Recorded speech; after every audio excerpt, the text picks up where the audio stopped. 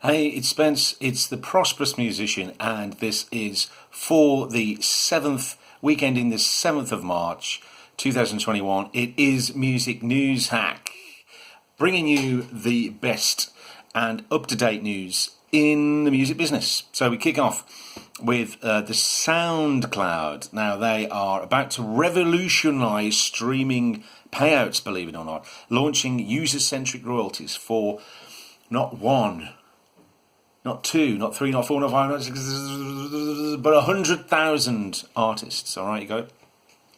So one of the most hotly debated concepts in the modern music rights business is user-centric licensing. What does that mean? This model sees streaming royalties paid out based on individual subscriber behavior. A percentage of each subscriber's subscription fee being distributed only to the artists or labels they have individually listened to that month. Got it? This model is in contrast to the current pro rata system, which sees all royalties on a service like Spotify pooled out at the end of each payment period, after which recorded music rights holders are paid according to their market share of total plays across the platform. The latter model, obviously enough, most benefits global superstars. The former model, it's thought, would bring more benefit to indie artists and to more niche genres such as classical or jazz. Critics of the pro rata model point out that it regularly leads to a proportion of an individual subscription fee being paid to artists whose music they haven't even played. Soundcloud is about to settle this debate once and for all. Now, awesome stuff there. Now it's going on, isn't it? So Spotify's subscription model is more like the pro rata, so it's spread out evenly, whereas the other one is paid out for the people who have the most hits. It's a similar thing if you've ever been in the Amazon program for it's called the KDP, I think, and it's for publishing ebooks, any electronic books. So if you put your book out on there, if you get there's a subscription fee. So Kindle readers can obviously the most popular books, the Kindle subscription fee gets divvied out amongst them, but nobody else gets any. Whereas this model, they're trying to say the latter model, everyone gets a share like with Spotify. So, but apparently SoundCloud are going to revolutionise that, launching user-centric royalties for 100,000 indie artists. So we only know what that can be. We only can hope what that will be, and SoundCloud are wading in. So good for them. So it's a bit of a cliffhanger that. We'll watch this space for more news on that. Talking about money and streaming services, Jack Dorsey-led financial services company Square Inc. has entered into a definitive agreement to acquire a majority ownership stake in the music streaming platform Tidal, owned by you-know-who, Jay-Z. That's right. Square expects to pay a mix of cash and stock to the tune of $297 million for a significant majority ownership stake. Existing artist shareholders will be the remaining stakeholders. Tidal will operate independently within Square alongside the seller and Cash App ecosystems. According to the company's acquisition extends Square's purpose of economic empowerment to a new vertical: musicians. Awesome. So what does this mean? So it means that Jay-Z's made a lot of money, right? His Tidal platform is, it's not just Jay-Z who's in it, is it? There's a few others who are invested in there, but he is basically, they've acquired a majority stake, so that's anything over 51% for $297 million. So, and with the news that we've just heard about streaming services hoping to pay out more to indie artists, this can only be a good thing. And a bit more about that. Talking about Spotify, Adam Parnes was the global head of music publishing at Spotify between 2017 and 2019. Now, he left just as Spotify were appealing against a 44% pay rise for songwriters. So he left at that point. So he must have left because he was disgusted with it, because he goes on to say, now obviously 2019, he's been out a couple of years. We now find the state of the digital music business in times that are more exciting and yet more challenging than ever for songwriters and independent music publishers. He's right there. How do we, as an ever-changing industry, I can't talk today, ensure that we're continuing to grow, nurture and support the livelihoods of the creative communities that allow music streaming to exist in the first place? Livelihood means more than exposure and celebration of the craft of songwriting, though. I do think that is absolutely important as well, but exposure and visibility don't go near as far enough. So that's very true, because if you're a musician, how many times have you been asked to play for something for nothing because of the exposure it'll give you? Well, that's great, but exposure doesn't pay the bills at the moment, does it?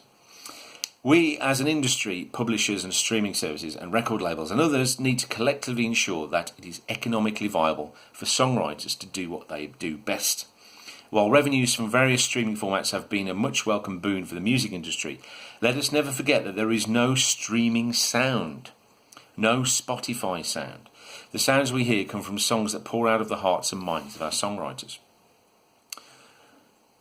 We've now seen reporting and earnings data that music streaming services are almost purpose-built for the times in which we live. That's very true. They are thankfully almost COVID-proof. Listening habits are shifting in step with the changes in our daily routines, but we're still seeing record digital growth in users and revenues from nearly all regions of the world. So it goes on, and if you want to read more about this, it's on musicbusinessworldwide.com. Now, this is all great news because it's being revised again, isn't it? The how much are musicians getting? How can it be fair? How can musicians earn a living? Because after all, Spotify's mission statement, if you go on their website, is to help 1 million artists achieve to be able to make a living. Now, it doesn't say how much that is. So if the average living is, I don't know, £36,000, for example, if that's the average salary, then how many Spotify artists are actually making that much money every year? Probably not that many. So it's always shifting. It's always in a state of flux, this argument about how can artists get paid more fairly. And it's really interesting that Spotify were actually going against their own mission statements. They were lobbying against. They were against 44% raise for, that's nearly 50% more than you'd be getting now if you're a Spotify artist. And even though their mission statement is to give 1 million artists a sustainable income, they're also, that's their mission statement. On the same hand and the same breath, they're blocking it. Can you trust these people? Who knows? Big hit, and just to depress you a little bit more, big hit, and BTS just raised the alarm on the record industry's future. Now, we talked about this last week, didn't we? Big Hit and UMG. They're basically creating this system where they're going to create the next big K-pop band. It's going to be like some kind of pop idol thing. They're going to be given this huge deal at the end of it, and it's almost guaranteed. You put your money on it, put your house on it, that the winner of that competition will go on to be as big, if not as even bigger, as BTS or any other huge boy band that you can think of. Simply because it's hot right now. The stake is high. The stock is high in them, and they've got access to billions of people, haven't they? They've got billions on the list. Whatever they put out, they're going to make money. Now, he says, who says this? This is a statement. I think we're seeing the death of the artist. Songs are fully alive, but I think we're hitting a point in time where it's going to be more and more difficult to have follow-up hits for an artist. I see that happening. So earlier this month, Out magazine ran a thought-provoking interview with Milk and Honey CEO founder Lucas Keller, in which he shared the above quote. Keller knows the business of hits intimately. His company represents songwriters and producers who've had massive hits like Cardi B, Demi Lovato, The Chainsmokers, Justin Bieber, Megan Thee Stallion, Dua Lipa, and many more. His words arrived as news that Spotify now sees 60,000 tracks uploaded daily. That's a lot of music. Keller commented, there are so many songs where we're going with music. It's going to be increasingly difficult to be an artist where fans are apathetic to who the artist is. They just love the song that's on the playlist. Now, there's a thing about this, isn't there? Are people just interested in the music now? Do they just hear something in their earpods and they're not really caring about who the artist is? They just like the sound. Now, this could be social media has a lot to do with that, doesn't it? TikTok, for example, a lot of songs are blown up on TikTok, but you don't know who they are. Fleetwood Mac, for example, their song blew up, but people knew who they were because they were a household name before. But if you were a new artist and your song blew up, is that going to get you more? Is that good for you as an artist, or is it going to make it more difficult to have a sustainable career because you're just going to be judged on that one song? That's the one that gets all the hits. It's not really, people aren't really following you. They're just wanting the next song that's on the playlist on Spotify or on TikTok, or as DistroKid have teamed up with Snapchat. There's another app that they're actually creating more music now to rival TikTok. So they've teamed up with Snapchat to let its artists distribute their music to the social platform, which has 265 daily active users. That's still a big platform. The partnership will enable artists to control their own sound recordings and music publishing rights to distribute their music to Snapchat's music-based creative tools. DistroKid's artists will need to verify that they control all associated music publishing rights before they can distribute it to Snapchat. So obviously there's going to be hoops to jump through there. But that's good. If you're on DistroKid like I am, then I have to recommend their service because you can get on everywhere with that. You can get on TikTok, Spotify, Amazon. It takes a bit of time, but also Snapchat is going to be the next one as well. So, and also, a bit like TikTok, Snapchat can break new artists. They can suddenly go from being unknown to being very well known. There's an artist called Wolf who said the way Snapchat is coming to support me is unreal. When they featured Hoops, which was her track, we were all taken back by the immediate increase in streams and Shazams that we saw. So, seeing people react so positively to music felt like a dream. Right around that time, we also got hit by a top 40 radio station asking to play the song as well. So that's great, isn't it? So it just goes to show, if you put good music out there to all these platforms, you could find a big audience there. So that's kind of the roundup of the news, and it's the 7th of March, although this is going out slightly later than that. The weekend of the 7th of March is actually also my birthday. So this is good. On this day, in 1953, Guy Mitchell was at number 1 in the UK singles chart with She Wears Red Feathers and a Hula Hula Skirt. The song details a bizarre story of an English banker's love for a hula hula hula girl.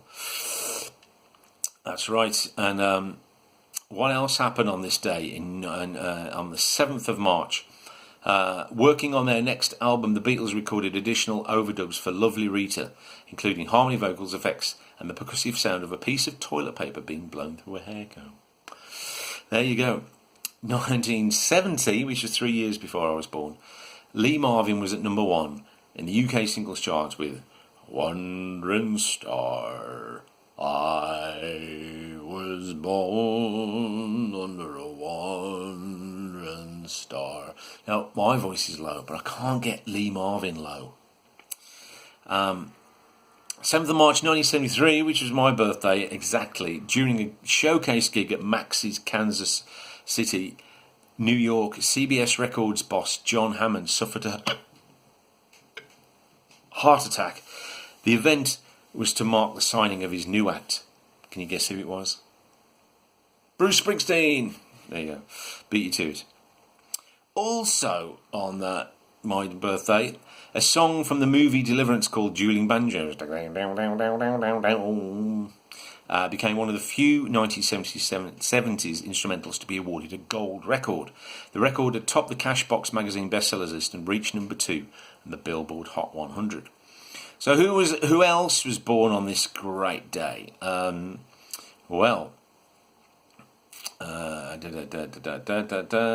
Arthur Lee from Love, he was born on this day. Matthew Fisher from Procol Harum and the Whiter Shade of Pale, he was born on this day. Peter Wolf with the J. Giles Band, he was born on this day. I'm in good company. Taylor Dane, Tell It To My Heart. She was born on this day in 1962. Paul Davis from the Happy Mondays keyboard player, I didn't know that. He was also born on this day. Oh, some great artists here. Paul Catamol from English pop group S Club 7, who had the new UK number 1 with Bring It All Back. He was also born in 1977. Kelly Young with another sort of boy group, reality TV group, I guess, maybe. Liberty X, they were made by the 5 finalists, which was pop stars. Liberty X, they went on to achieve 10 consecutive top 20 singles. Can you name them all? Me either.